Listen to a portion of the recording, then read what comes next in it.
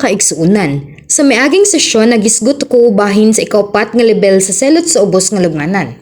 Ang ikaupat nga level sa selot gihatag sa mga kalag nga nahimo grabe ug dili mapasaylo nga mga sala nga nagdala kanila sa kamatayon. Si Judas Iscariote usa sa panig-ingnan sa usa ka tawo nga nakadawat niining ikaupat nga level sa selot. Gibaligyan ni Judas ang iyang agalon nga si Jesus ngadto sa taas nga mga saserdote sa 30 ka sensilyong plata.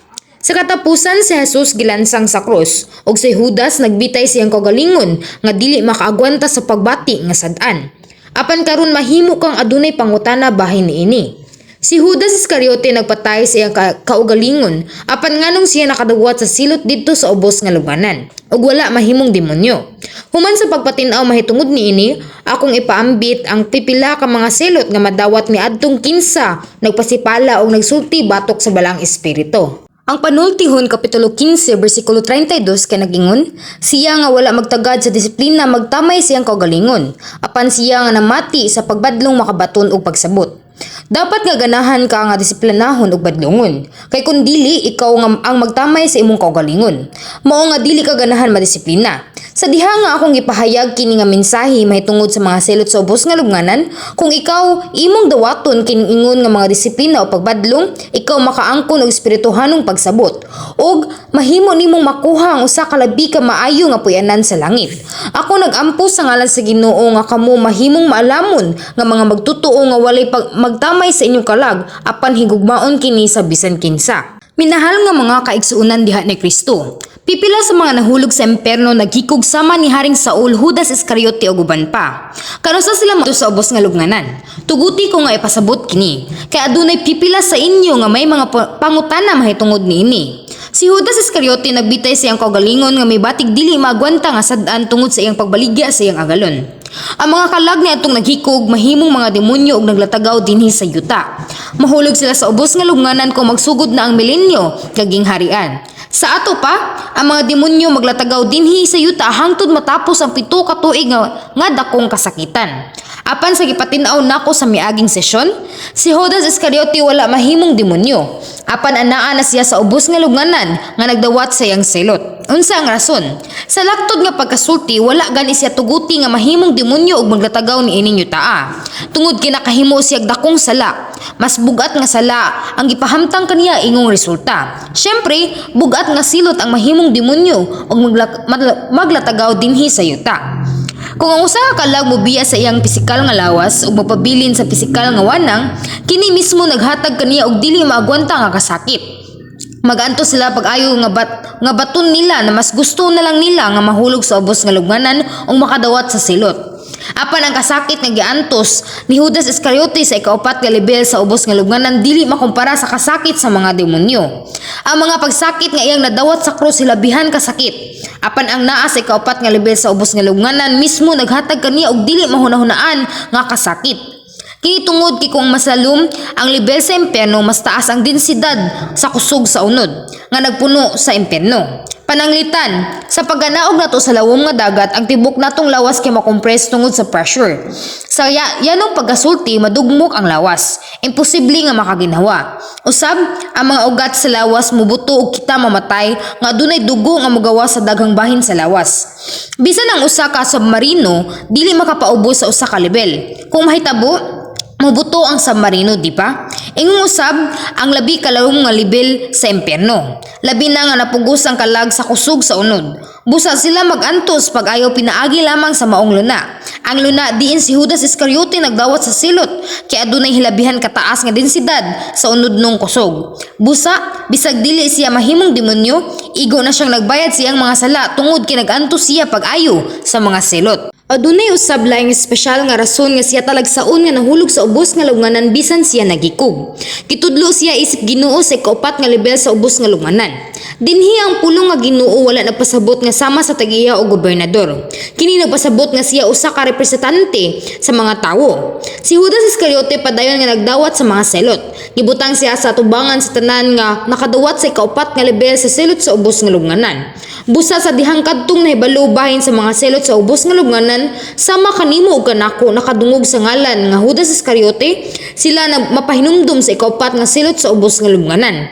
Ug atong gi-associate ang ikaupat nga level sa selot sa ubos nga lubnganan kay si Judas Iscariote.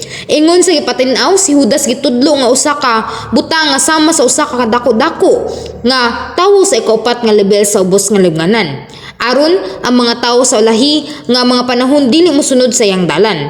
Karon, ang pipila ninyo tingali makapangutan na pabahin kang Haring Saul o kang Poncio Pilato kung kano sa sila mahulog sa ubos nga lubnganan kay sila nailhan man nga naghikog. Sa kaso ni Haring Saul, siya nagdatagaw ingon usa ka demonyo og nahulog sa ubos nga lubnganan aron makadawat sa ikatulo nga level sa nga silot kung magsugod na ang milenyo nga gingharian. Hangtod ni ana sama sa ubang mga kalag nga naghikog, siya maglatagaw dinhi sa yuta ingon usa ka demonyo. Sa kaso ni Pilato, ako miingon nga ang labing makakumbinsi nga teorya kay mao nga siya naghikog. Adunay mga istorya nga nakasentro sa Mount or Bukid Pilatos. Apan wala ebidensya o dokumento nga nagsulti kanato ubahin sa katapusan sa kinabuhi ni Pilato. Walay paagi aron makumpirma kung giunsa siya namatay. Ang imperyo sa Roma ang nasud ni Pilato nagsugod sa pagsulad sa kasaysayan sa Kristyanismo. Human nila dawaton ang Kristyanismo. Si Eusebius gisuhulan ang imperyo sa Roma aron magsulat sa mahitungod sa kasaysayan sa unang Kristyanismo. Ug sa iyang libro Kasaysayan sa Simbahan, siya nagtuo nga si Pilato misangpot sa trahedya sa paghukom sa iyang kaugalingong tungod sa silot sa Dios nga nagsunod kaniya pag-ayo. Ang mga tawo sa ulahi nangagpas nga si Pilato naghikog pinaagi niini nga record. Apan sama sa gisgutan mismo ni Eusebius, kini kay usa ka lamang ka pangagpas. Mao nahuna lang nato nga si Pilato adunay usa ka makalisa nga kamatayon gikan sa mga istorya nga gipasapasa hangtod karon. Mga istorya nga siya gidala sa Roma og gipatay, nga siya nawad-an sa iyang tiil ug nahulog sa kamatayon sa Mount or Bukid Pilatos. O guban pa, kining tanan nga mga istorya nagsugyot nga siya nagatubang sa usa ka makakalisang nga kamatayon. Ang mga tawo nag-ingon nga sa ang Bukid Pilatos usa ka tinunglo nga bukid tungod kay si Pilato gituuhan nga didto namatay. Busa, ang bukid natabunan sa mga panganod ug gabon sa tibuok tuig ug lisod makakita og tumoy niini. Apan, makasulti kita gikan sa mga sermon sa imperno kung si Pilato naghikog o wala. Ang Diyos nagpahibalo kanato nga siya gihampak sa matag higayon nga ang mga tao sa yuta magisgot sa iyang ngalan. Pinaagi niini atong makumpirma nga siya nagdawat og silot diha sa ubos nga lubnganan. Sa ato pa, makahuna-huna kita nga wala siya naghikog. Mga igsuon ug mga tumatan-aw, dili gid ta maghikog. Ang otoridad sa pagpatay o pagluwas sa kinabuhi naa lamang sa Dios. Dili na tumadumala ang kinabuhi sa atong kaugalingong pagbuot. Sa laing tao man kini o sa atong kaugalingon. Busa ang paghikog naghagit sa pagmando sa atong Dios. Dakong sala ang direktang pagbarog batok sa pulong sa Dios. Ingon sa giingon sa Exodo kapitulo 20 bersikulo 13, dili ka magpatay. Ang pagpatay hugot nga gidili sa Dios. Usa kini sa napulo kasugo sa atong Ginoo. Ang tinuyo nga pagpatay sa laing tawo usa ka pagpatay apan ang pagkuha sa kaugalingon nga kinabuhi usa usab ka dayag nga pagpatay. Ang pagpatay sa kaugalingon nga espiritu mao ang labing dautan nga pagpatay. Kinahanglan nga dili kita maghikog tungod kay dako usab kini nga sala sa atong mga gidikanan. Kini usa ka sala dili lamang batok sa atong pisikal nga maginikanan, apan batok sa amahan nga Dios nga mao ang amahan sa atong espiritu ug lawas. Ang amahan nga Dios naglalang kanato mga tao nga sa iyang kaugalingong dagway aron sa paghatag kanato og gugma. Kay tungod gilalang kita nga mahimong usa ka bilinhon nga binuhat kung atong kuhaon ang atong kaugalingong kinabuhi pagkasubo sa Dios. Dugang pa, kinahanglang mahibaluan nato nga ang mga kaaway nga yawag si Satanas ang nagaghat sa mga tawo nga maghikog. Ang kaaway nga yawag si Satanas moduol ni atong grabe nga naguol og naghatag kanila nga sa ingon nga mga negatibo ug makapag-uol nga mga hunahuna. Kung sila bugos nga mahurot sa mga hunahuna gikan ni Satanas, sila mosangko sa usa ka grabeng panghitabo, mao ang paghikog. Aron sila makalingkawas sa ilang kasakit, busa, dili gayud kita maglingla niini nga mga pangagni. Ang mga taga Pilipos kapitulo 4 bersikulo 13 kay nagingon, mahimo ko ang tanang butang pinaagi kaniya nga nagpaligon kanako. Mahimo nimo ang tanan diha sa Ginoo. Bisag unsa pa kakawalay paglaom sa atong kahimtang. Makalingkawas kita niini pinaagi sa gahom sa Dios. Sa wala pa nato mahimamat ang Dios, gisulayan usab nako sa paghunong sa kinabuhi. Na ako sa gahong sa pagkawalay paglaom, naganto sa mga sakit sa dugay nga panahon o gibiyaan sa akong mga minahal. Apan ang Dios ni kabot kan ako. Iya akong gipahigawas gikan sa tanang pagkaulipon sa mga sakit nga nakapahimo kanako nga hingpit nga walay katakos isip usa ka amahan ug usa ka bana. Ako nahimong adunahan ug ang akong pamilya nakakaplag ug kalinaw. Sa sukaranan, iya akong gipahigawas gikan sa pagkaulipon sa mga sala. Karon nag-alagad ako isip usa ka pastor nga nagtulto sa ubang mga kalagikan sa pagkawalay paglaom ug ngadto sa Ginoo. Ang Salmo Kapitulo 40 versikulo 2 kanagingon, gikuha niya ako gikan sa gahong sa kalaglagan, gikan sa lapukon nga yuta, ug gipahimutang niya ang akong mga tiil sa ibabaw sa bato nga nagpaligon sa akong mga tunog. Mao kini ang akong gikumpisal. Dili gayud kabubuton sa Dios nga atong i-give up ang atong mga kinabuhi. Makapasayo lang kini sa kaaway nga yawa tungod sa kalikay. Dugang pa, ang paghikog sa usa kay dili mo resulta sa kagawasan. Nagresulta kini sa imperno di na adunay walay katapusan nga kasubo o dili hitupngan nga mas dako nga kasakit. Busa kinahanglang ipahibalo dayon nato kini nga kamutuoran sa atong pamilya, paryente ug silingan. Siyempre, dili tanang kaso nga murag naghikog kay usag nagyud kapag hikog. Mga kaigsuonan, sugod karon tuguti ako sa pagsaysay sa pipila ka mga silot nga madawat sa mga nagpasipala sa balaang espiritu. Kung ang mga tigpasipala sa espiritu mamatay og moadto sa ubos nga lubnganan, makadawat sila sa ikatulo o ikaupat ka level sa silot.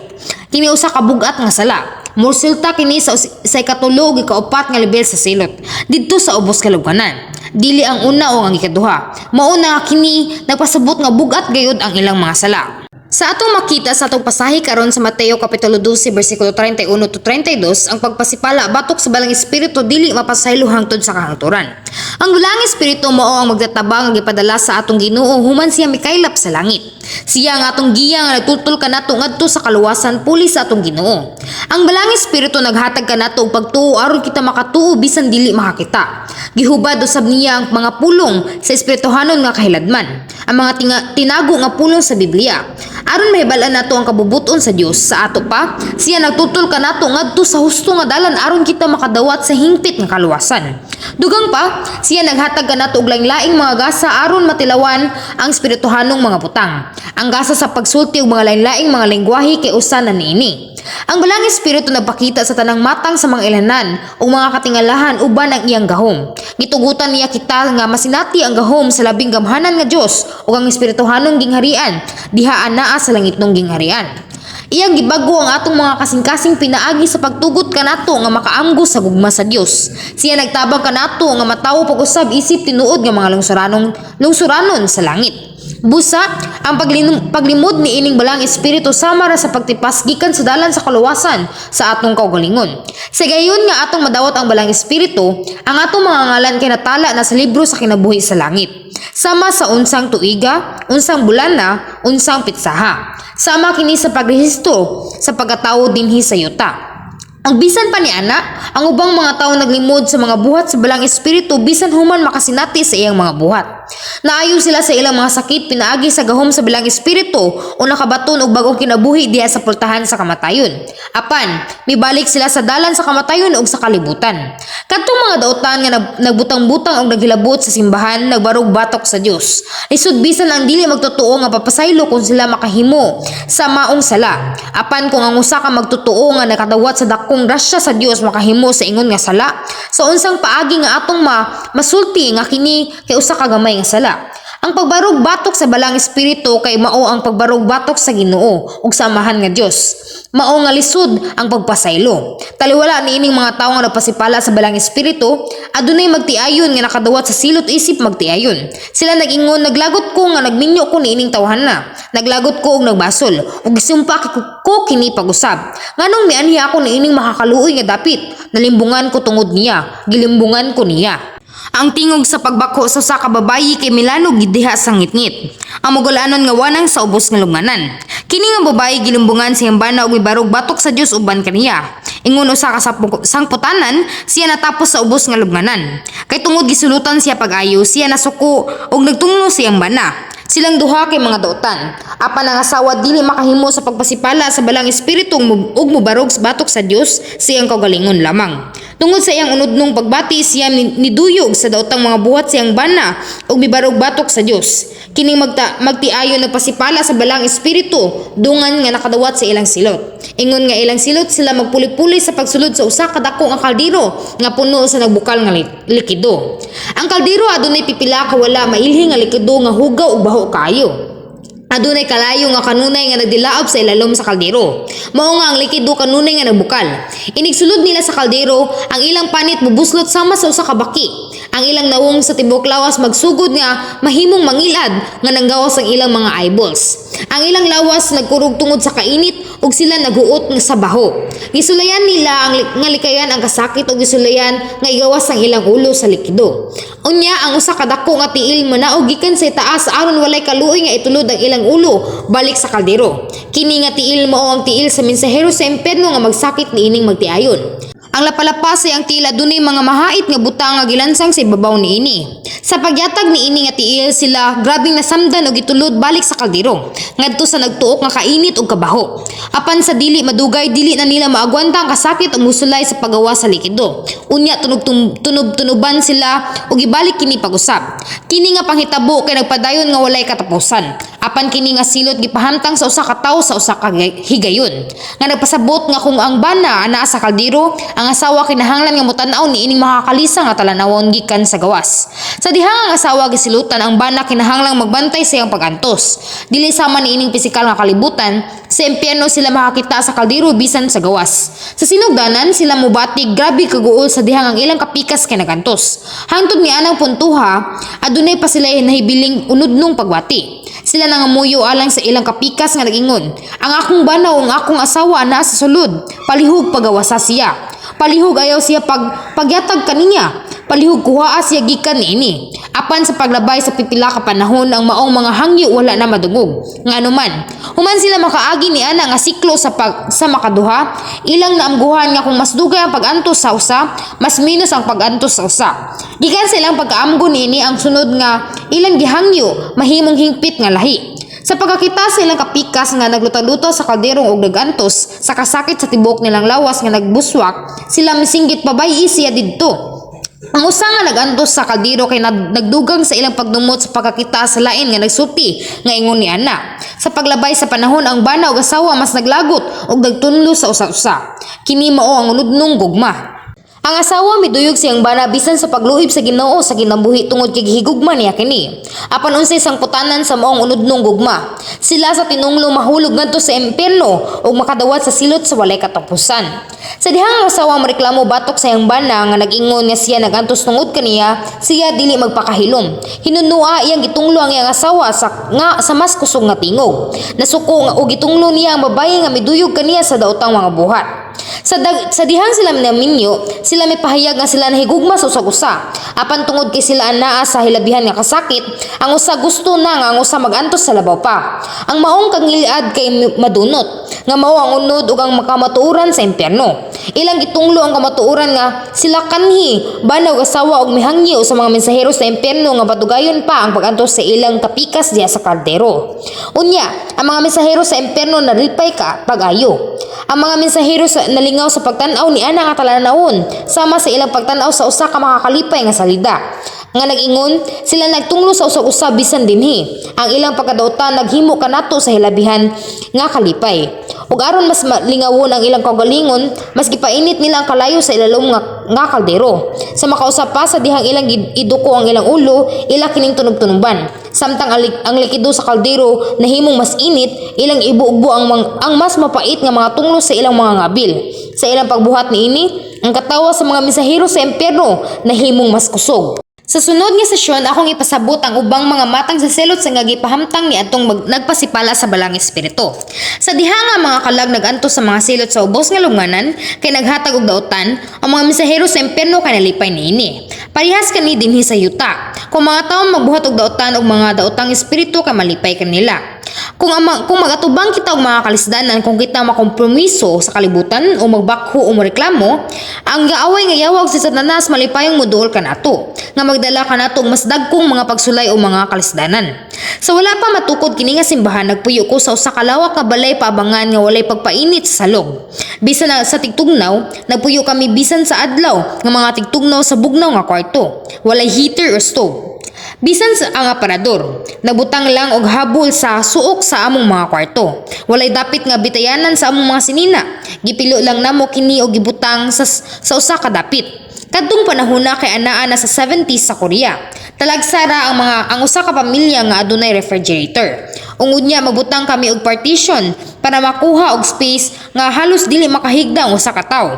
Ang kwarto sa pagampo kay gibutangan lang og nipis nga plywood o gibutangan kini og mga lutod sa newspaper aron mahimo kini nga mga bungbong. Nanghulam kami og daghang kwarta, dakong ang kantidad sa mga utang. Kami nag-uban nga nakakuha og salapi nga hapit dili mabayran ang interes. Busa kadtong nahibalo sa mga balaod sa espiritual nga gingharian, dili mo reklamo o maghambin o kaguyot sa bisan unsang kahintang.